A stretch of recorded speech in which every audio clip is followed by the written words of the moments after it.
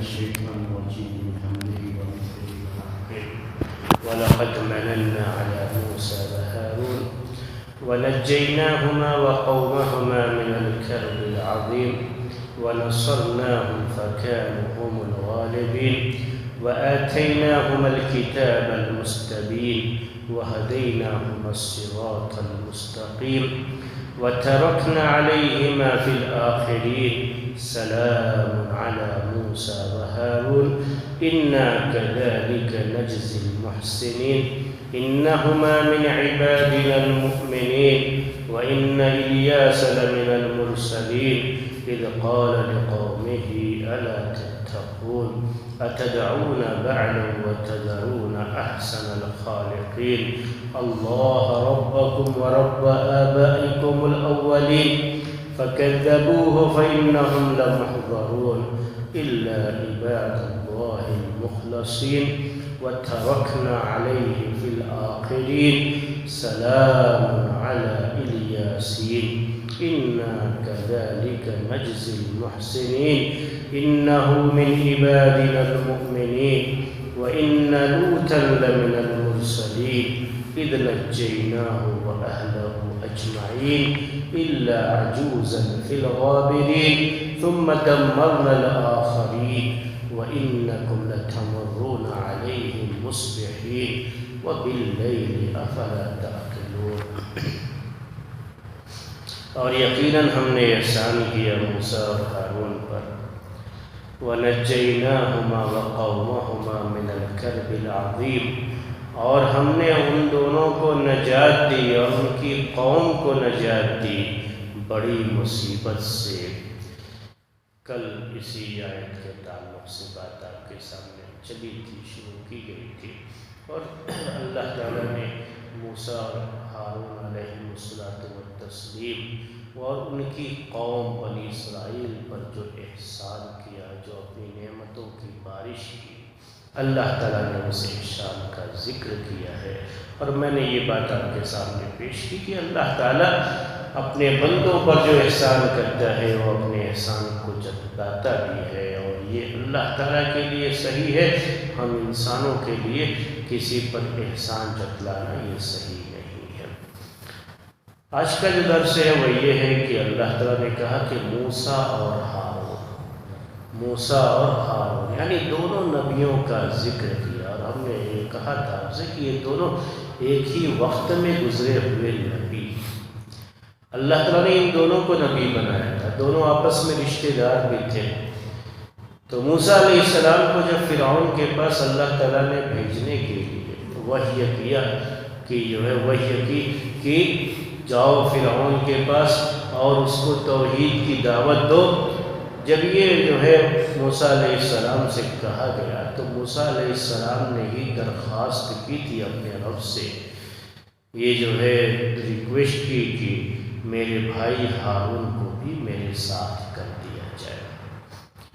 ہارون کو ساتھ میں کرنے کی بات انہوں نے ہی کہی تھی. اللہ تعالیٰ نے ان کی درخواست قبول کر لیا. کیوں یہ بات کہی تھی انہوں نے؟ اس کی دو وجہ تھی. ایک تو موسیٰ علیہ السلام نے کہا کہ ہارون ان کی زبان مجھ سے زیادہ صاف ہے اور مجھ سے زیادہ کلیئرلی کوئی بات کرتے ہیں. تو موسیٰ علیہ السلام اور ہارون علیہ السلام کا یہ معاملہ، دونوں کا یہ ذکر کیوں ساتھ میں آیا ہے وہ بتانے کے لیے میں یہ بات پیش کر رہا ہوں. تو اس سے ہمیں کیا نصیحت ملتی ہے، کیا سبق ملتا ہے؟ تو یہ چیزیں اہم ہوتی ہیں ان سب میں کہ دیکھیے موسیٰ علیہ السلام اتنے بڑے نبی ہیں، رسول ہیں، اور یقیناً ان کا مقام ہارون علیہ السلام سے بہت اونچا ہے نبیوں میں، لیکن اپنے بھائی کی صلاحیت کا اعتراف کرتے ہیں. اللہ تعالیٰ سے کہتے ہیں کہ وہ اِنَّهُ أَفْصَحُ مِنِّي لِسَانًا. قرآن میں دوسری جگہ پر یہ آیت آئی ہے کہ کہتے ہیں موسیٰ علیہ السلام کہ وہ مجھ سے زیادہ جو ہے اپنی بات کو اچھے انداز میں پیش کرنے جاتے ہیں، اور جب فرعون کے دربار میں جانا ہے تو بہت ہی کلیئر انداز سے بات ہو.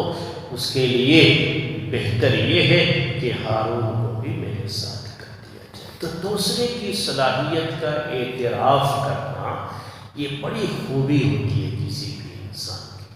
اور آج ہماری سب سے بڑی پریشانی یہ ہے کہ ہم اپنے کو سب کچھ تو سمجھتے ہیں لیکن اس دوسرے کی صلاحیت کا اعتراف نہیں کرتے کہ اور بھی ہیں لوگ جو کام کر سکتے ہیں اور ان کے پاس بھی صلاحیت ہے، اللہ تعالیٰ نے ان کو دے رکھی ہے صلاحیت، جو ہے ان کی صلاحیت سے فائدہ اٹھایا جائے اور ان کی صلاحیت کا اعتراف کیا جائے، یہ اہم چیز ہوتی ہے کسی قوم کے لیے بھی۔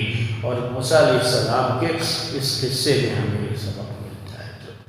دوسری بات یہ کہ اکیلے جائے موسیٰ علیہ السلام، اس کے مقابلے میں اب 2 آدمی جائیں گے تو تھوڑی سی گھاس بھی پتھی رہتی ہے۔ فرعون کتنا بڑا ظالم شخص۔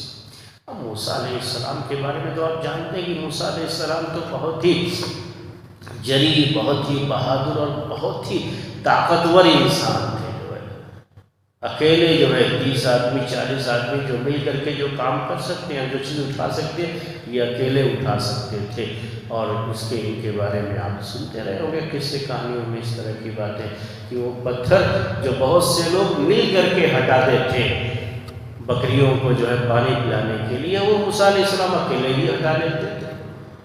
اور ایک قبطی کو ایک مرتبہ ایسے ہی جو ہے مارا تماچا جو ہے، تو اسی میں وہ اس کی موت ہو گئی۔ اتنی طاقت تھی ان کے اس میں، اللہ تعالیٰ نے ان کو یہ سب جو ہے صلاحیتیں دی تھی۔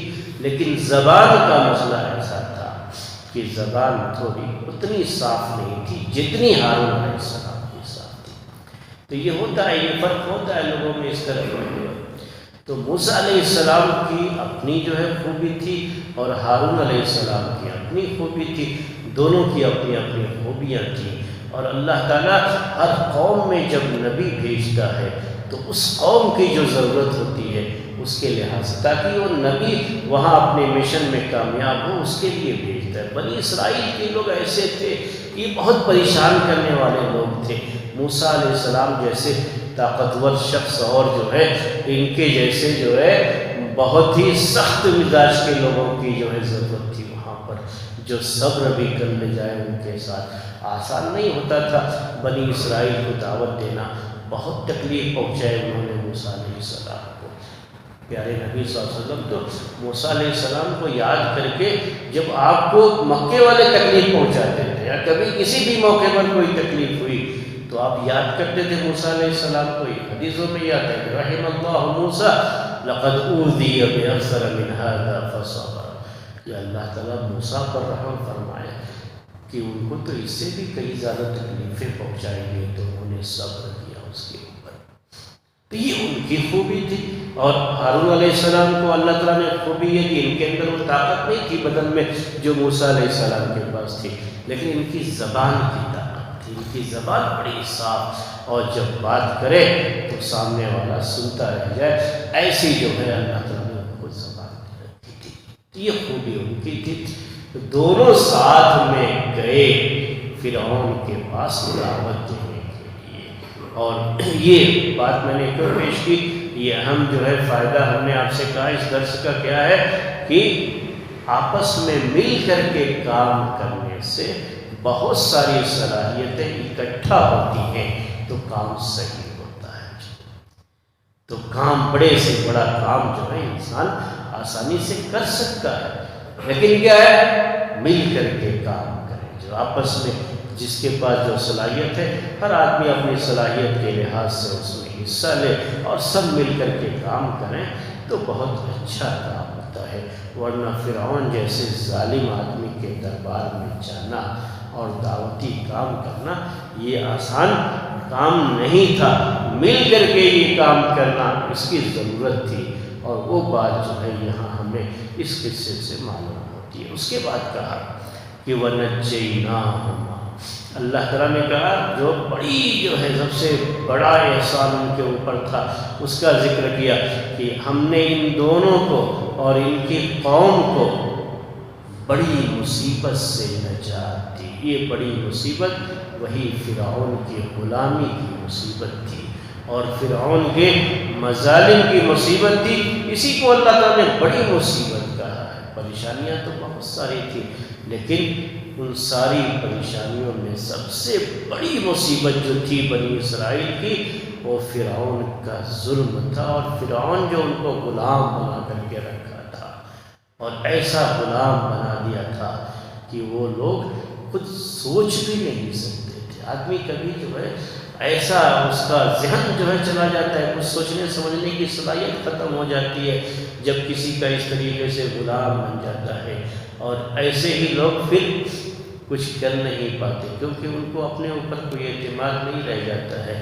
یہ نفسیاتی چیز ہے انسان کی، اور یہ بنی اسرائیل کا معاملہ بھی ہوا تھا کہ اتنے یہ لوگ ایسے بن گئے تھے، ایسے دب چکے تھے، اور فرعون کا خوف ایسا ان کے دلوں میں بیٹھ چکا تھا کہ اب یہ کوئی کام نہیں کر سکتے تھے۔ اور اس کے بعد کیا ہوا، فرعون کو اللہ تعالیٰ نے دریا میں ڈبو دیا، سب کچھ ہو گیا، لیکن ان کی جو مینٹالٹی بن چکی تھی، جب آگے بڑھے وہاں سے موسیٰ علیہ السلام نے پوری قوم کو لے کر کے، تو آگے بڑھنے کے بعد کیا ہوا، میدان تیہ کا لفظ ایک سنتے ہوں گے آپ، قرآن میں اس کا ذکر ہے کہ ایک ہی میدان میں ان کو اللہ تعالیٰ نے 40 سال تک گھمایا کہ وہیں پر یہ لوگ رہیں، یہ لوگ موسیٰ علیہ السلام کے ساتھ۔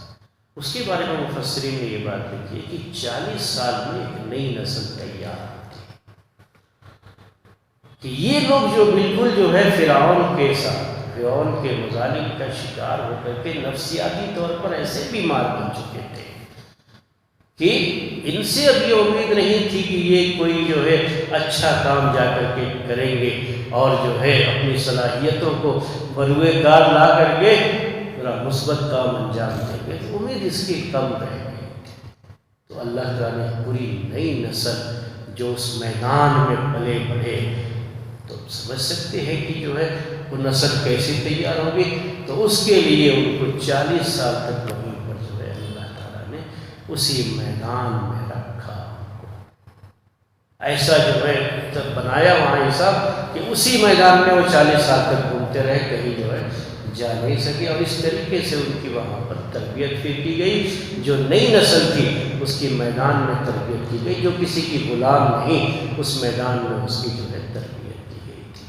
تو یہ چند باتیں تھیں اس آیت کے تعلق سے، اسی پر آج کا درس ختم کرتے ہیں۔ سبحانک اللہم و بحمدک، اشہد ان لا الہ الا انت، استغفرک و اتوب الیک۔